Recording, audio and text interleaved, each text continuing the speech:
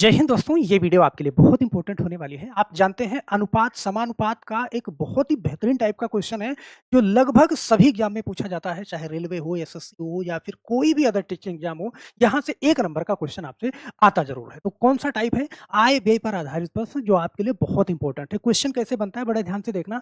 यहाँ पे कह रहा है कि 2 व्यक्तियों की आय 3:2 के अनुपात में है और उनका व्यय जो है 2:1 के अनुपात में है और प्रत्येक की बचत 8,000 है। तो बताना है कि पहले व्यक्ति की आय कितनी होगी। और दूसरे टाइप का क्वेश्चन बनता है कि राम और श्याम की आय 5:7 के अनुपात में है, उनके व्यय का अनुपात 4:5 है, तो उनकी बचत क्रमशः 1200 और 2100 है, तो राम की आय क्या है? मतलब कि यहाँ पे एक बार कहेगा कि उनकी बचत सेम है, दोनों की बचत 8-8 हज़ार है और यहाँ पे कह रहा है कि उनकी बचत अलग-अलग है। ये 2 टाइप के क्वेश्चन हम यहाँ पे देखने वाले हैं, बहुत ध्यान से लास्ट तक वीडियो को देख लीजिएगा, आपके दिमाग में पूरी बात डाल देंगे। तो चलिए पहला क्वेश्चन हम देखते हैं बहुत ध्यान से। पहला क्वेश्चन है कि 2 व्यक्तियों की आय का अनुपात 3:2 के अनुपात में है, ध्यान देना और उनके व्यय का अनुपात 2:1 के अनुपात में है। यदि प्रत्येक 8,000 की बचत करते हैं, तो पहले व्यक्ति की आय कितनी होगी? ध्यान देना, जब सवाल कोई भी हो, तो आप सबसे पहले सबसे सरल तरीका ढूँढते हैं। अगर सबसे सरल तरीका मिलता है, तो पहले आप उसी से हल करना चाहेंगे। तो यहाँ पे देखना, देखो आय का मतलब कि उनकी कमाई कितनी है। जो आय का अनुपात है, बहुत ध्यान से देखना, वो कितना है? वो 3:2 के अनुपात में है और व्यय का मतलब वो खर्चा कितना करते हैं, तो उनका जो व्यय है वो 2:1 के अनुपात में है। तो ध्यान देना, जैसे आप ₹100 अगर कमाते हो, आपकी आय अगर मान लो ₹100 है, ध्यान देना ₹100 कमाते हो और आप ₹80 उसमें से खर्चा कर दो, तो आप बचाओगे कितना? ₹20 बचाओगे। तो मतलब आय में से अगर व्यय का अनुपात हम घटा दें, तो उनके बचत का अनुपात आ जाएगा या नहीं आ जाएगा? आप कहोगे सर आ जाएगा। जितना हम कमाते हैं और उतना खर्चा करते हैं, तो कमाई में से खर्चा हम घटा देंगे तो बचत आ जाएगी। तो जैसे ही बचत का अनुपात हम यहाँ पे निकालेंगे, तो एक बार हम ये देखने की कोशिश करेंगे कि जो घटा रहे हैं, क्या वो अनुपात भी सेम आ रहा है? देखो 3 में से 2 घटाओ तो 1 आएगा, 2 में से 1 घटाओ तो 1 आएगा। यहाँ पे देखो उनकी बचत का रेशियो, बचत का अनुपात जो है यहाँ पे सेम है, 1:1 है और यहाँ भी कह रहा है कि प्रत्येक की बचत 8,000 है। सही है? तो दोनों की बचत अगर सवाल में सेम दिया हुआ है, तो एक बार आय के अनुपात में से व्यय का अनुपात घटा के देखेंगे, अगर बचत सेम आ रही है, तो फिर बहुत आसानी से हल कर लोगे। मतलब यहाँ पे 1 दिया हुआ है, इसका मतलब यही 1 यूनिट की वैल्यू क्या है? 8,000 है। तो अब जो कुछ भी पूछे, आपसे पहले व्यक्ति की आय पूछ रहा है यहाँ पे, तो पहले व्यक्ति की आय का अनुपात 3 है और 1 यूनिट की वैल्यू 8 है। तो यहाँ पे 8,000 से गुणा करा देते, तो 8 त्रिक क्या हो जाता? 24,000 हो जाता। ये पहले व्यक्ति की आय हो जाती। ऑप्शन नंबर ए वाला आपका सही हो जाएगा। मान लीजिए दूसरे व्यक्ति की आय अगर आपसे वो पूछता, तो यहाँ पे दूसरे व्यक्ति की आय का अनुपात 2 है। यहाँ पे आप 8,000 का गुणा करवा दीजिए, तो 8 दूनी क्या हो जाएगा? 16,000 हो जाएगा, अर्थात ऑप्शन नंबर सी वाला सही हो जाता अगर दूसरे व्यक्ति की आय पूछता। या फिर पहले व्यक्ति का खर्चा वो पूछ लेता, तो खर्चा कितना है? अनुपात 2 में है, तो 8 दूनी 16 मतलब 16,000 उसकी खर्चा है। अगर दूसरे व्यक्ति की खर्चा पूछता, तो यहाँ पे 8 है के 8,000 उसका खर्चा हो जाता। बहुत आराम से कर लोगे। ये पहला तरीका, आप इसको अप्लाई करके देखेंगे। चलो इस टाइप का एक सवाल और ले लेते हैं यहाँ पे। जैसे ये क्वेश्चन है, कह रहा है 2 व्यक्तियों की आय का अनुपात 5:4 है। तो सबसे पहले तो हम आसान वाला तरीका ही लगाएँगे। भाई आय का अनुपात हम लिखेंगे, ध्यान देना। आय का अनुपात कितना है? आप कहोगे सर 5:4 है और दूसरा हमारा क्या है? व्यय का अनुपात। तो खर्चा कितना है? यहाँ पे आप देखोगे व्यय कितना है? 3:2 है, सही है? तो हम यहाँ पे देखो 5 में से 3 घटाएँगे तो 2 आएगा और 4 में से 2 घटाएँगे तो फिर 2 आएगा। मतलब यहाँ पे जो बचत का अनुपात है, वो क्या है? सेम है। तो बचत का अनुपात सेम है और यहाँ पे दोनों की बचत कितना है? 6,000 है। मतलब 6-6 हज़ार दोनों बचाते हैं। तो बचत सेम है और यहाँ पे बचत का अनुपात भी सेम है। इसका मतलब कि ये जो 2 यूनिट है, किसके बराबर है? 6,000 के बराबर। तो 1 यूनिट की वैल्यू कितना आएगी? आप यहाँ पे 6,000 बटा में 2 करोगे, तो 1 यूनिट की वैल्यू हमारी कितना आएगी? 3,000 आएगी। अब जो कुछ भी पूछ रहा है बड़े आराम से बता दो। वो कह रहा है पहले व्यक्ति की आय कितनी है? तो पहले व्यक्ति की आय का अनुपात कितना है? यहाँ पे 5 है। तो 5 का यहाँ पे 3,000 से गुणा करा दो, कितना आ जाएगा? 15,000 आ जाएगा। ऑप्शन नंबर कौन-सा? बी वाला सही हो जाएगा। बहुत आराम से आप इसको बता सकते हैं। दूसरे व्यक्ति की आय पूछता, तो 3 चौके 12,000 हो जाता, 3,000 का 4 में गुणा करा देते। अगर पहले व्यक्ति का खर्चा पूछता, तो 3,000 गुणे 3 कर देते, 9,000 आ जाता। दूसरे व्यक्ति का खर्चा पूछता, तो 3,000 गुणे 2 कर देते, 6,000 आ जाता। बहुत आराम से लगा लोगे। अब ज़रूरी नहीं है कि कंडीशन सेम हो, हर बार आप यहाँ से घटाओ और ये सेम आ जाए, नहीं, अलग-अलग पूछेगा आपसे। जैसे मान लो, अब आपसे पूछेगा यहाँ पे, जैसे इस वाले सवाल को बड़े ध्यान से देखना, ये वाला सवाल है। कह रहा रोहन और सोहन की आय का अनुपात 3:4 है, बड़े ध्यान से देखना, सही है? और जबकि उनके व्यय का अनुपात 3:8 है, आय व्यय। यदि वे क्रमशः 900 और 1,100 रुपए की बचत करते हैं, तो प्रत्येक की आय ज्ञात कीजिए, सही है? अब मैं आपसे बताऊँ, मान लीजिए कि आप जो है, आपकी आय ₹100 है, कितना? ₹100 है और आप ₹20 बचाते हैं, ध्यान देना ₹20 बचाते हैं। 100 में से आपने 20 बचाया, तो खर्चा कितना किया? सही है? आपका खर्च निकल जाएगा ₹80, सही है? तो अगर आय में से बचत को माइनस कर दोगे, तो आपका खर्च यहाँ पे निकल जाएगा, सही है?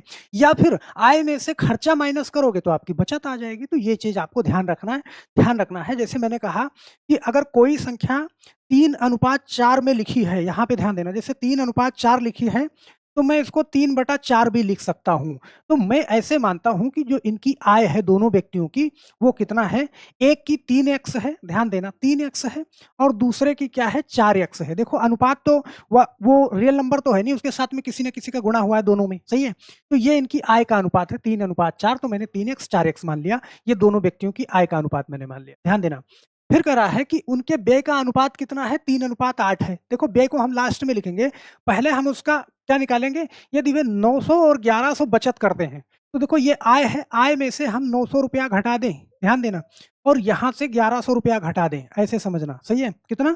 1100 घटाना है, तो मैं 1100 घटा दूँ यहाँ से, तो यहाँ से मैं 1100 घटा देता हूँ, तो उनके खर्च का अनुपात कितना है? 3:8 है, 3/8। ध्यान देना मैंने कहा कि उनकी आय से उनकी बचत घटा दो, तो खर्च का अनुपात आ जाएगा, तो ये ऐसे आप लिख लेना और जब ऐसे कंडीशन हो, तो ध्यान देना वहाँ पे हम क्रॉस मल्टीप्लाई करते हैं।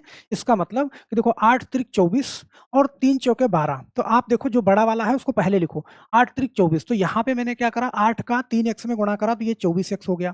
बीच में माइनस से माइनस लगा दो, 8 9 7200 हो जाएगा। ये इतना कर लिया आपने, बराबर लिखो आप।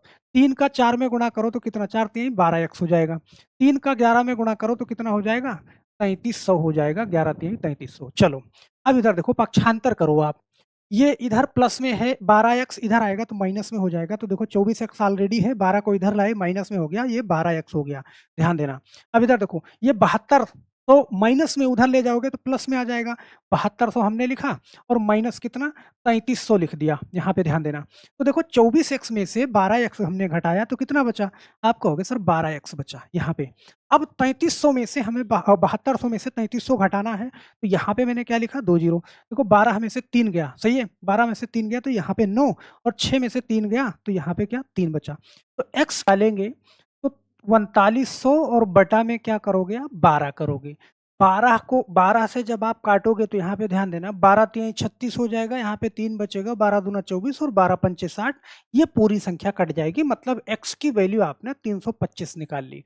आपको बताना है, क्या बताना है, प्रत्येक की आय क्या है।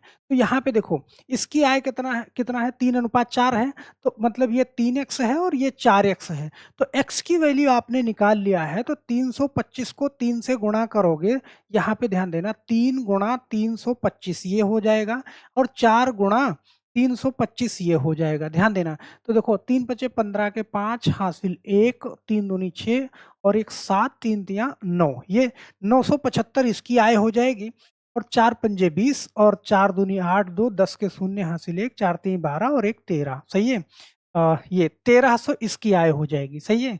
तो यहाँ पे ऑप्शन थोड़ा-सा यहाँ पे गलत है, यहाँ पे बी की आय पूछा जाना था, तो यहाँ पे 1300 हो जाता। तो हम आशा करते हैं कि इस टाइप के क्वेश्चन को भी बड़े आराम से लगा लोगे। अब आप कहोगे सर इतना टाइम कहाँ लगता है? नहीं, मैं आपको समझा रहा हूँ एक-एक चीज़। आप देखना इसको आप डायरेक्ट लगाओगे, जैसे आपको नहीं मालूम तो आप एक बार पूरी प्रक्रिया आप समझ लिए, जैसे डायरेक्ट कैसे लगाओगे, यहाँ पे देखना ये वाला सवाल यार डायरेक्ट लगाओगे। देखो राम और श्याम की आय का अनुपात 5:7 है, मतलब आप क्या लिखोगे, भाई राम की कितना है, 5x है और इसकी 7x है। बड़े ध्यान से देखना, देखो डायरेक्ट कैसे लगाओगे।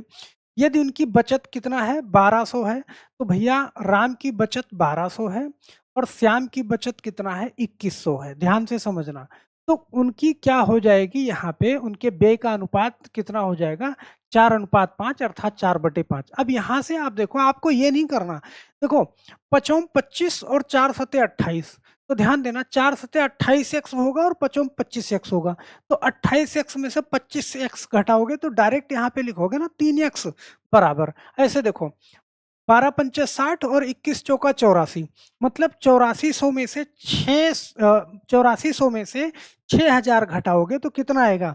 आप कहोगे सर 2400 आएगा, ध्यान देना। तो यहाँ पे देखो x की वैल्यू आप डायरेक्ट निकालोगे ना, 3 8 24, ये 800, सही है। जब आप प्रैक्टिस में लाओगे चीज़ों को तो फिर वो चीज़ें आपके लिए आसान भी हो जाएँगी।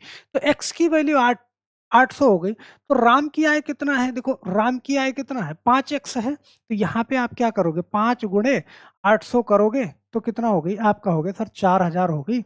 बड़े आराम से आप लगा लोगे, ऑप्शन नंबर सी वाला आपका सही हो जाएगा, सही है। श्याम की आय पूछता तो 7x है, तो 8 सते 56, 5600 रुपए श्याम की आय हो जाती है यहाँ पे, 5600 रुपए ये दे देते। तो कुछ भी पूछेगा, जब चीज़ों को एक बार प्रैक्टिस में लाओगे ना, तो बहुत तेज़ी से आप उनको करोगे। तो हम आशा करते हैं मेरे दोस्त, ये आय व्यय वाले क्वेश्चन आप बहुत आसानी से कर लोगे। मुझे नहीं लगता कि कोई दिक्कत आएगी, और कोई दिक्कत भी आएगी ना तो नीचे कमेंट बॉक्स में मुझे कमेंट जरूर करिएगा। एक सवाल मैं आपको देता हूँ यहाँ पे, ये वाला सवाल, अगर मोहन और सोहन की आय का अनुपात 4:5 है, भाई बहुत आराम से कर लोगे ना। जैसे मोहन और सोहन की लिखना है तो देखो ये 4x हो गई, इसकी 5x हो गई, आप ऐसे लिख लो, सही है। अगर आप उनकी बचत कितना है? 1500 है, तो यहाँ पे इनकी बचत कितना है? 1500 है। यहाँ पे इनकी बचत कितना है? 1800 है। अब देखो, अब कह रहा है उनके व्यय का अनुपात कितना हो गया? 3:4। तो भैया ये कर नहीं पाओगे, बड़े आराम से यार मुँह ज़बानी कर लोगे। यहाँ पे देखो 4 चौके 16, 3 पचे 15, मतलब 16x में से 15x घटाओगे, सिर्फ x बचेगा, सही है। यहाँ पे 15 चौका 60 और 18 तिहाई 54। तो आप डायरेक्ट लगा लोगे, मुझे लगता है कि बहुत प्यार से कर लोगे। और आप अपना नाम और आंसर नीचे कमेंट बॉक्स में ज़रूर लिखिएगा। तो बस मेरे दोस्त आज के लिए सिर्फ इतना ही। फिर मिलते हैं हम नेक्स्ट वीडियो में, तब तक के लिए आप सभी लोगों का बहुत बहुत धन्यवाद। जय हिंद।